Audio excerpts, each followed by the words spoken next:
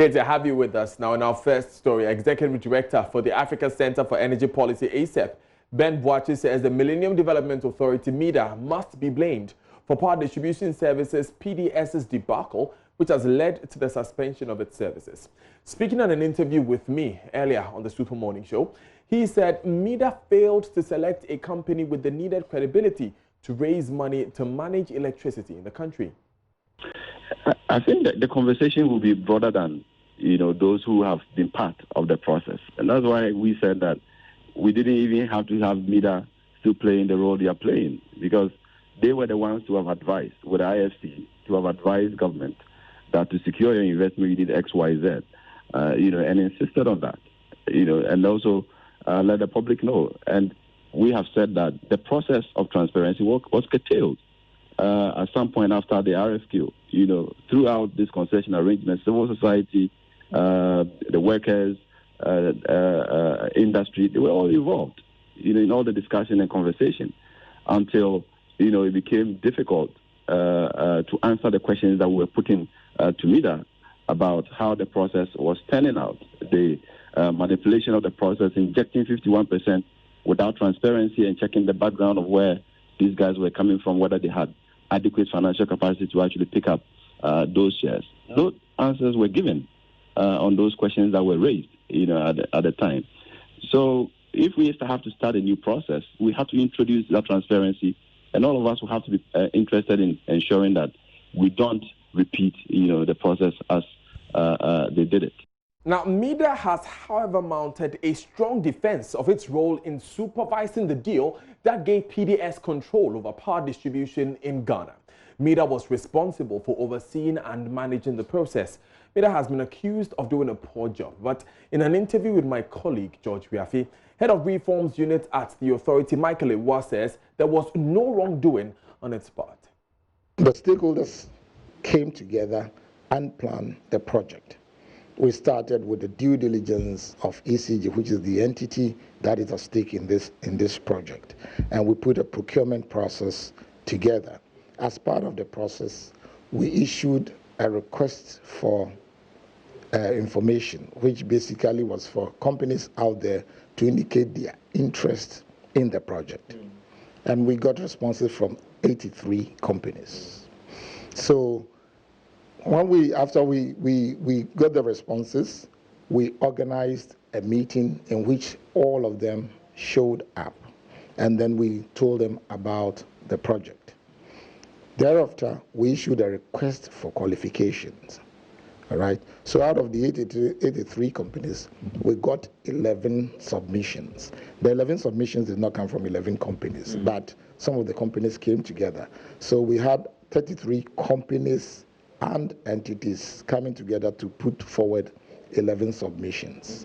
Thereafter, the government, the Ministry of Finance, now formed a review panel of the 11 proposals that we got, responses to the request for qualifications.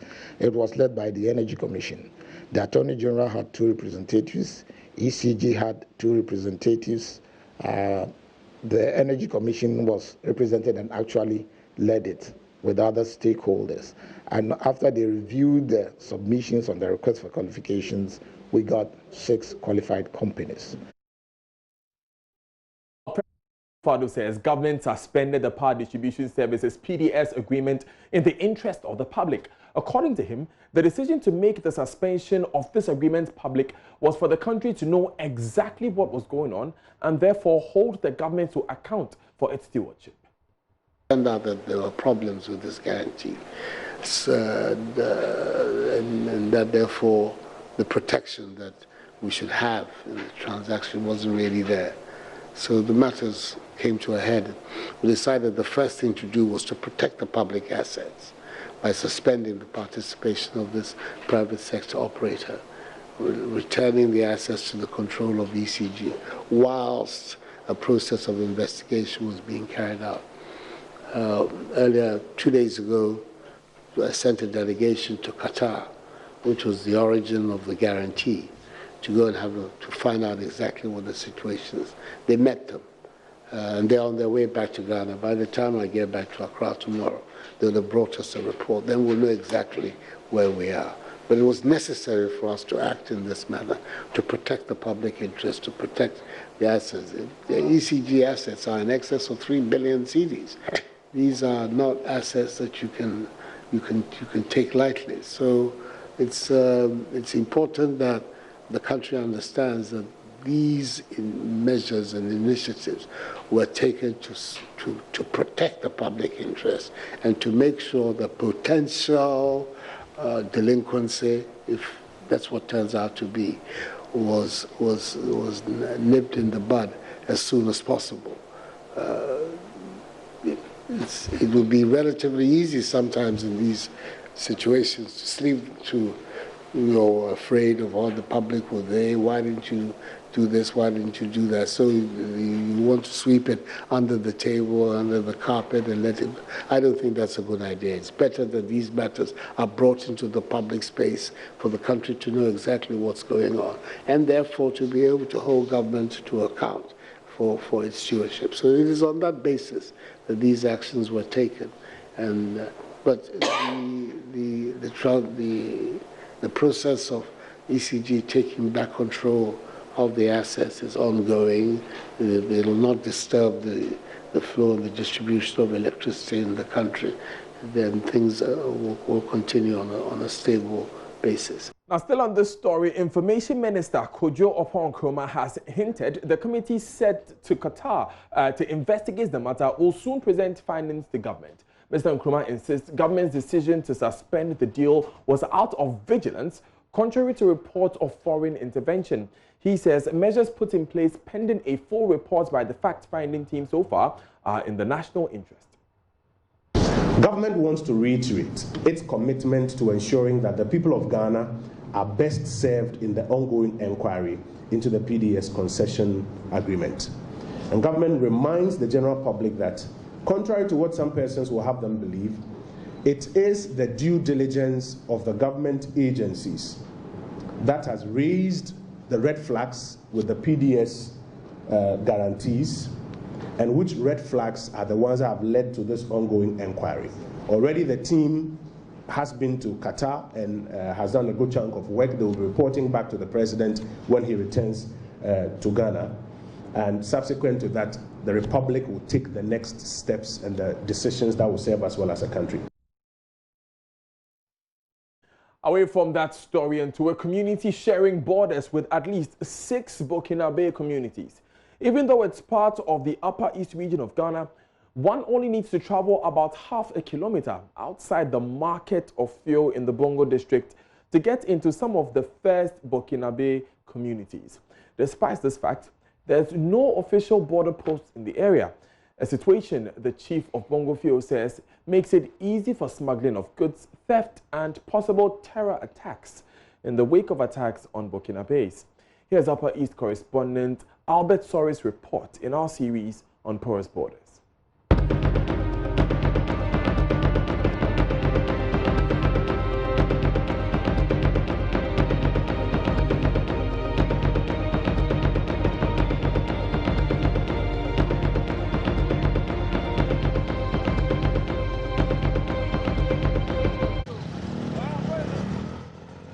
The Upper East region is located in the northeastern corner of Ghana and is the second smallest of the 16 administrative regions. The region is occupying a total land surface of about 8,842 square kilometers, or 2.7% of the total land area of Ghana. It is bordered by Burkina Faso to the north, Togo to the east, the Upper West region to the west, and the northern region to the south. Some of Ghana's official border posts in the Upper East region are located at Paga, Kulungugu, and Polmakum. At these borders, persons coming into the country are screened thoroughly by immigration and custom officials before they are allowed entry. However, exactly same cannot be said of few in the Bongo district. But where we are here, you see, this is Jelwongo. just where I'm talking. For you can just cross here. In Yelwongo, you can just cross here. Often called Bongo Field, this community is neighbor to at least 6 Burkinabe communities, some of which are less than a kilometer away, according to the chief, Naba Ayenaba Azare. If I just show my left here is Yelwongo. I go here, you go to ZC and you enter Ziu. You go up there, there is a place called Nargia. There's a place there you can enter Ziu. Yelwongo is Burkina. ZC Ziu is Burkina. Nargia Ziu is Burkina. Yelbia Yelbisi is Burkina. Subuga, that's Subuga. Despite this, there is no official border post in the area. So there have been several times of stealing from Burkina Faso, and we have intercepted them. Terrorism, it can happen. When stealing can happen, why in the night or as the borders are porous and there's no any security man nearby or not permanent. There's a lot of smuggling which is passing here, outside the country and into the country. We have been seeing it. Yeah, I've seen it several times. The truck will come at an odd hour and pass. There are immigration and customs checkpoints with assigned officers in the area, but the chief believes this is not enough. They are far away. They are just here during daytime, but in the night you don't see them. And you know how terrorists come in? They pass through the porous roads. If not, they pass through the bush. And here we have the bush where they can pass through. So this is what we have seen, that there's a need to have a border post here, and we will work hand in hand. This place here is one of the end points of the fuel market. It is only about half a kilometer away from one of the closest Burkina Faso communities. Desmond Atambiri is the assemblyman for the fuel electoral area. Currently where we are standing is an exit point to Yeluongo, which is in Burkina Faso. When you take this route, you are going to Burkina Faso, which is a half kilometer from the fuel town. So this one is a free entry point for people of Burkina and then fuel. You have people taking advantage of this porous nature of the road to smuggle a lot of, especially the area of this planting for food and jobs. The people use this as a transit point for them to smuggle fertilizer out of the town. He says members of this community were in a state of panic when news broke not too long ago of a terror attack in Burkina Faso. Day in and day out, because Faso is not far from Burkina, we hear a lot of attacks not far from the border. So when we hear that, we were alarmed, and we were always alert, even in our churches. When we see visitors in our church, we were always intrigued about their presence. So in fact, when the issue was there, people were talking about it. In fact, the people of Faso were not at ease at all. We were always on tenterhooks, and the people of Bongo Field believe a well-established border post in the area will not only protect citizens, it will also help generate a lot of revenue for the country. Now, there is already immigration presence. The only thing is that it's challenging because they are few. And from what the chief tells us, these immigration officials don't reside in the community. So at night, people go in and come out. And so it's easy for criminal activity to take place without the culprits being easily identified. My name is Albert Sorry for Joy News.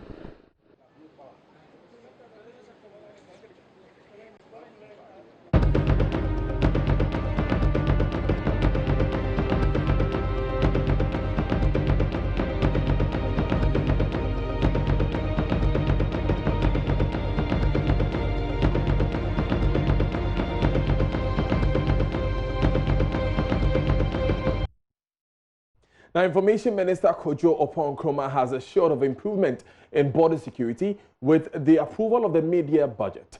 Joy News' ongoing campaign on porous borders reveals threats of potential conflict along unmanned entry points. Now, the minister speaking at a news conference in Kumasi did not give details or specific areas of improvement, but assured that issues of concern will be well addressed.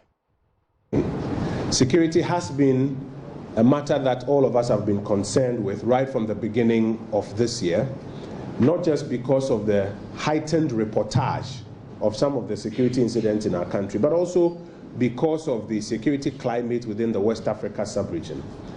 The administration has shown good faith by commencing an exercise of retooling the security agencies, the police and the military. You regularly see that they are being retooled. You also regularly see that they are recruiting some more numbers and beefing up their numbers. But all of this requires money. It is our expectation that part of this 6 billion, as invested in the further improvement of our security, should deliver a lot of value to the people of Ghana. Security operations are such that we may not give so much detail, because once you give so much detail, you are also arming whoever may be thinking and thoughts towards you.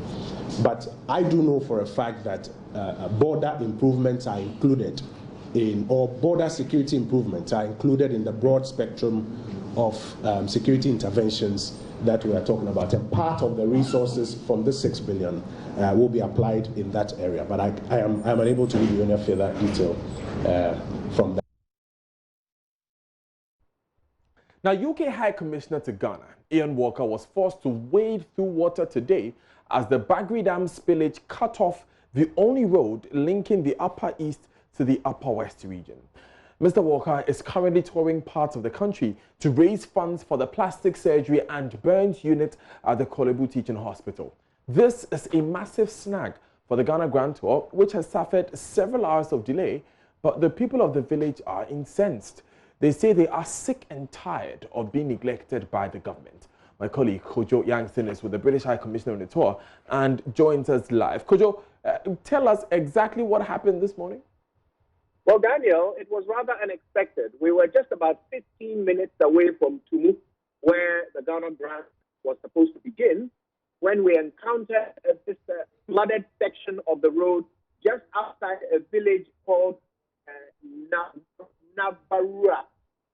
Now, what we learned was that this happens once every year when they open the floodgates of the Bagre Dam in Burkina Faso. Now, this year, the flooding is unprecedented. It completely made the road impassable. And bear in mind, this is the only road that links the Upper East region to the Upper West region. There is no other way of driving directly from one of these regions to the other. So now, the Ghana Grand team was stuck on one side of this flooded road, and a decision had to be made to split the team up. Half of them proceeded by wading through the water and continuing the bike ride. The other is taking an up to 10-hour detour through Tamale all the way to Wa. Wow, this must be disheartening for the Ghana Grand team, but I understand the members of that community are incensed. Indeed, this is merely a headache for the Ghana Grand team, but it is a migraine for those who live in that area. They find it so difficult to understand why, after contributing to national development as citizens and paying taxes, they find themselves in a situation where they are neglected. And this road, which for 30 years now has continually flooded at least once a year, has still not received attention from the government. So what is the solution? Because this is a road that is dry when the Bagri Dam is not being spilled. Has any expert opinion been proffered? Have authorities of the area responded since this happened? Well, like many of what we call roads in this part of the country, this is merely a widened path. There is a bridge, and then the widened path continues. It's not a real road. There's not been any construction done on it. And that is what it has been lacking for all these decades. What they're saying is that the road should be properly constructed, drainage put in, asphalted surface, so that whether it rains or not, it will remain passable, and people will not continue to lose their property and, of course, lose valuable time, and in some cases, unfortunately, lose lives. I spoke to the district health director from Tumu, who was stuck on our side of the flooded road, and he told me that last night an ambulance trying to make its way to Bolgatanga was stuck on that side and had to make the 9-hour detour to get there. Right, thank you very much, Kojo. Let's hear more of the health officials Kojo spoke to. Of the Ghana Grand, and naturally we expected that we would meet some challenges and obstacles along the way. But who would have thought obstacle number one would happen even before the ride begins? So let me tell you where we are. That is Burkina Faso, just about 15 minutes in that direction. That, of course, is the east. The west is to my right.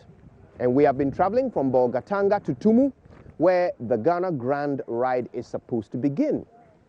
But here in this little village, we've uncovered a problem.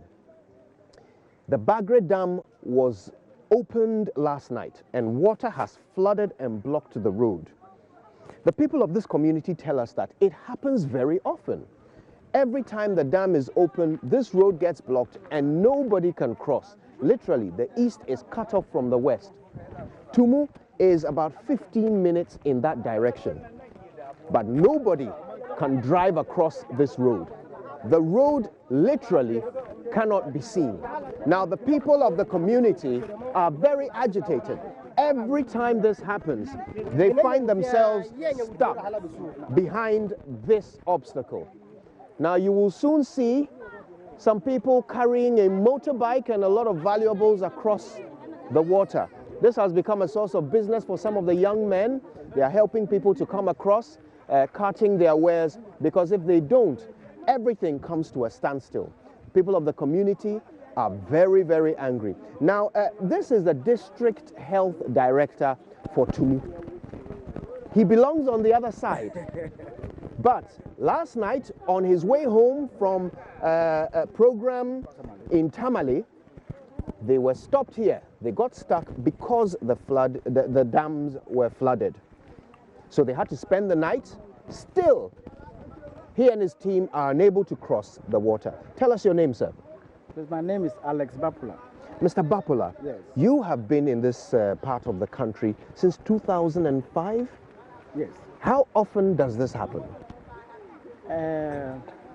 It's on yearly basis, but if you look at what has happened today, I think it's unprecedented. This is the first time I have seen this, but on yearly basis, you see this place flooded. Now tell me, you had to stay the night here. Yes. Now, the people of the community are very angry, they are agitated. Yes. Why? They are agitated because we feel like we are not part of the country. Even as at yesterday, we had an emergency from Tumu. It was road traffic accident. The ambulance came here. We couldn't cross. We have to go all the way to Wa, and that's like 10 hours from Tumu to Tamale. And that is not fair for the people living in this part of the country. Yet we contribute to the socio-economic development, we contribute to the economic of the country, and we feel that we have been left out. I mean, it looks like the leaders are not thinking of the people living in this part of the region. Now let's have a look at this. These young men have brought a motorbike across. They've created a makeshift sort of carrier which they've used to carry the motorbike, and you just noticed unfortunately some damage has been caused to the bike in their efforts to bring it across safely. And these young men are trying to fit that light back onto the bike, but you can hear what they're saying. That's their one village, one Why are you saying government is not working? That's their one village, one dam project. Look at I want you to hear what this man is saying. You said this is what? This is their one village, one dam project. They can't even control bridge for people to cross to their normal places. Look at Bassett. Look at police officers. Let them come and cross. You see, if something is happening over there, what can they do? Can they cross? And it's not Can they cross? anybody to video apart from join you. Don't allow anybody. Yes, we are just Don't do this and then don't send it forward. Just expose them today. Look at their work. Look at the government. He said he's a government. He's working. Look at the road. Today, every year, every blessed year. Today is the second day. No car is passing here. Every year, this thing will happen. More than 30 years now. Even the road was given a contract. We don't know what has happened. And then was it last 2 years? We don't know, and we are not aware. I mean, nobody is telling us anything. And this is not fair. So tell me, what effect does this have on healthcare? You told me about that ambulance that had to travel 10 hours to get a sick person to a hospital. But generally, for those in this area who have to give birth to children who have road accidents and so forth, what happens at this time of the year when this road doesn't exist? Now, have you seen this disaster? It goes to about 30 communities in the district. So, as if you go to the southern part of the district, you have about 30 communities cut off. Now, the challenge we have in delivering health services is that you cannot deliver vaccines. It's not easy to pick emergencies. If there's a woman in labor, how to get there to pick this woman is a serious challenge. Just last month, we nearly lost a woman because we got there and the place was flooded. Yes, we have all these promises that the bridges and all the cables will be constructed, and we're not seeing anything. So currently, even my staff cannot get to some of these deprived communities to provide health service. And this is seriously undermining the quality of health service we provide in this part of the country. So tell me, if this road is fixed, this small stretch, I mean, I'm looking at about 100 meters, really. Yes. If this small stretch is fixed, tell me what difference it will make for the delivery of your work. Number one, is even going to open the economic activities of the two regions, because this district is the food basket of the even 3 northern regions. So in terms of food, the produce, at least we'll have means of or vehicles to pick some of these food products all the way to Kumasi and Tamale. And then the economic status of the farmers will be improved. So that's one. Then two, I talk about the emergencies. So if this place is fixed, at least going to Tamale will be very easy for us.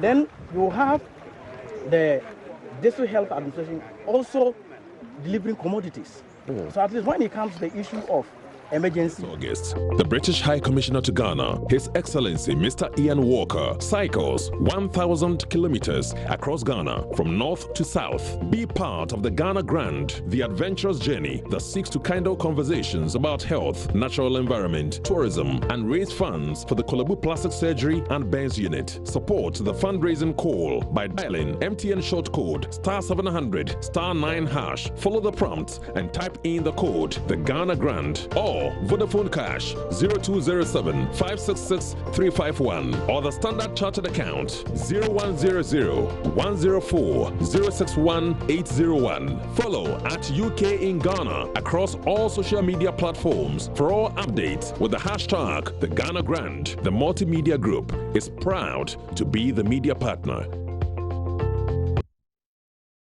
Still have on Join News today with me, Daniel Dazi. Still to come in business, financial economist advises management companies to invest depositors' funds prudently.